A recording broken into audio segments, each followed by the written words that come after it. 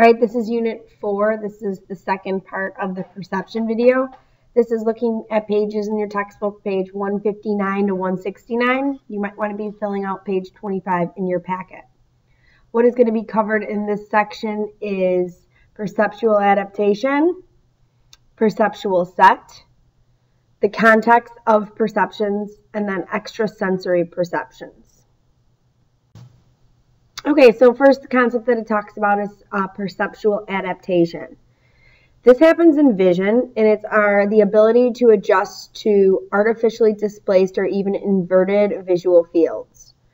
So this is when you put on, let's say, glasses, which cause you to look through a hole that's maybe all the way to the right. And so now you have to adjust your eyes all the way to the right. And your vision gets distorted. Okay, after a while, it might be really hard for you to understand this adjustment, but then slowly you begin to adapt to it. So this is another example would be the goggles that maybe you wore to look through as if you have been drinking, where things look really blurry. At first, it might be really hard for you to maybe walk or talk or adapt to it, but over time, give it maybe 10, 15 minutes of you wearing those glasses, your eyes or your perception begins to shift. A 3D movie, the first time you put the glasses on. Okay, for me at least, it maybe causes me to be a little bit dizzy. But then after a while, I watch the movie and the glasses work for me. But then when I take them off, again, it takes my eyes a while to adjust or to adapt to the change. Perceptual adaptation happens with vision. All right, now we're going to do some optical illusions here. I want you to take a look at this image. Now take a look at the next image. What do you see? Most of you would probably say that you see a woman's face, right? Okay, if I showed you a picture of the man with the sax first, maybe your ideas of what you saw would change. Okay. Again, take a look at these images.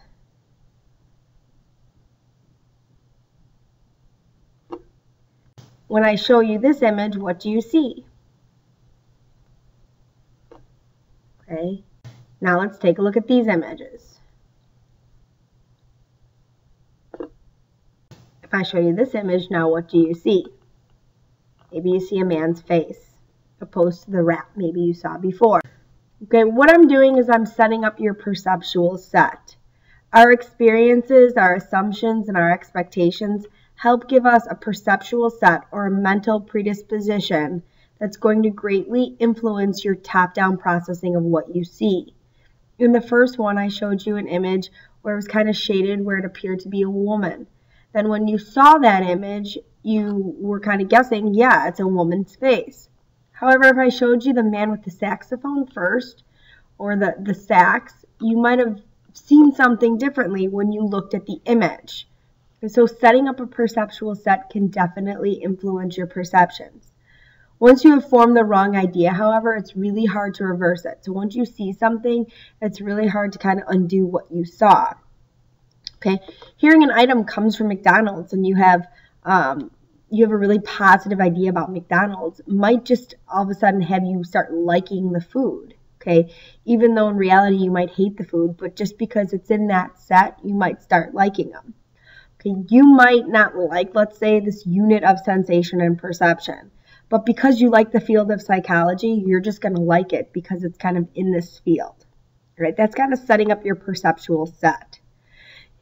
You and your brain try to fit images into schemas that you have that are pre-existing. So when you saw that little mouse in the video, you have an idea of what a mouse looked like, so you tried to connect that little mouse into the figure of a mouse. In reality, maybe it wasn't necessarily a mouse. Maybe it was an old man's face. Okay, but you're trying to put it into a schema that already exists. So that file folder that already exists. And what is that called, if you remember? It's called assimilation. Okay. Context effects. Context effects are your environment and your experiences can also influence your perception. So the context in which you're in at that point in time. So let's say you hear a really sad song on the radio. okay, and then you hear somebody say the word, I'm going to dye that, D-Y-E, like change the color of it, you might all of a sudden hear that as die, D-I-E, the meaning of death. Right, same thing if you're in a really sad mood or in a bad mood and somebody says the word pain, like talking about a window pane, okay, P-A-N-E, you might all of a sudden be instinctually thinking pain. Okay, so because of the context that you're in, that can change your mood or change the way in which you hear things. And it's also called mooding effect, all right, which we'll talk about with social psych. But if somebody's in a bad mood and then all of a sudden you become around that person, now all of a sudden you become part of that bad mood. But we're talking about more of the senses can change because of the context that you're in. So you think you hear something or you think you see something because of your environment. Okay, emotions and motivation. Walking destinations may seem further away to those who are fatigued. All right, so emotion and motivation can definitely impact your perception of something. So if something's really, you're really tired and that destination might seem really far, like you can't do it, versus maybe if you're really rested, it doesn't seem such like a hard task to do. The hill looks steeper to those that are wearing a heavy backpack, right? Maybe you're carrying an infant and now all of a sudden those stairs or the hill seems really like an unmanageable task, versus maybe if you weren't, it wouldn't seem something that is that hard to do. The target seems further away if you're throwing in a heavy item, so that's all motivation there. Okay, emotions and motives also matter, kind of what I was talking about. If you're rewarded, you're more prone to get involved, so there's a reward at the end of it, so it might want you to come to class. Marriages that are happy, oftentimes, or if you're really happy in a family setting, events that you do with your family seem like less stressful. So all this can have to do with your senses and your perception of things as well. Extrasensory perception. Some people believe we have this like sixth sense. Extrasensory perception is the controversial claim that perceptions can occur apart from our sensory input. So this includes telepathy, clairvoyance, and precognition. Somebody who studies this they're studying the field of parapsychology. Okay, it's the studying of paranormal phenomenon. It includes ESP, and it also includes psychokinesis, which we'll get into. So somebody who studies this studies parapsychology. Okay, they study ESP. All right, the first one is telepathy, which is mind-to-mind communication. One person sending thoughts to another person and the other person can perceive it, maybe across the room. Okay, so you're maybe looking at one another and you're saying, "Ooh, I really want that hot dog." And then all of a sudden the person on the other side of the room says, "Do you want a hot dog?" Okay. Clairvoyance is perceiving remote events, so something off of this location, and they're sensing, such as sensing a friend's house is on fire. So you might be sitting here in the seat and saying, "Oh my gosh, I think my friend's house is on fire." You see it actually occurring right now, and it actually is occurring right now.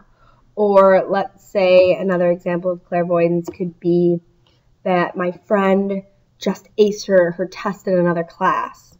And then all of a sudden your friend gets her test back and she had aced it, okay, without even you aware of it.